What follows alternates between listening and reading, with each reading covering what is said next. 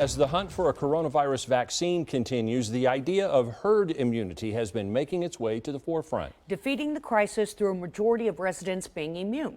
But as ABC 7's David Furtado reports, it may not be a feasible option. Herd immunity has been an argument used by some as a way to beat the coronavirus pandemic, but with how many cases needed to achieve that herd immunity without a vaccine, we could see hospitalizations in the triple digits. The way you get herd immunity is to get more people who are resistant so it doesn't get passed down. That's Dr. Gross. He's been practicing medicine for over 40 years. He says herd immunity is a valid argument, but it comes with a vaccine. The issue, there is none. So to reach that level of immunity, it's going to take a lot of infections, 120,000 of them. You have to have 60% of the people that are immune before you have herd immunity. Now, what that does is that herd immunity essentially says 60% are immune, but you're also protecting the other 40%. That 60% coming from the diseases R naught factor, the variable used to determine how contagious an infection is. Coronaviruses R naught, 2.5.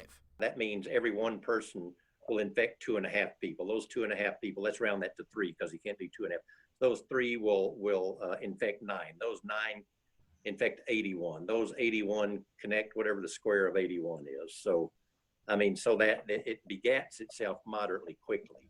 And you're talking about, presumably 1,000 cases a month, and you're talking about 160 months then to accumulate the number of cases that you would need to achieve herd immunity, maybe a little less than that. Data from the CDC says that overall, for every 100,000 cases, there's 100 hospitalizations. But Dr. Gross says while a spike in cases could overwhelm local hospitals, he's confident in their ability to fight the pandemic. I know our hospitals are very well equipped. They're great physicians, they're great nurses, great facilities, and it doesn't look like they're going to be overwhelmed. I don't doubt that their leadership won't get ahead of the curve. Coronavirus research is spanning the globe, discovering new data, which makes each question about the disease tough to answer.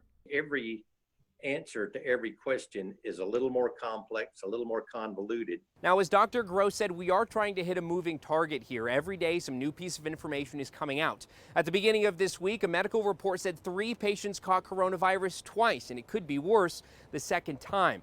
Experts agree the best way to beat this pandemic is to mask up, wash your hands, and socially distance yourself. For ABC 7 News, I'm David Furtado.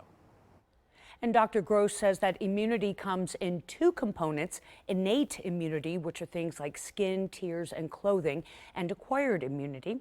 He says wearing a mask only increases your innate ability to stop spreading or catching the virus.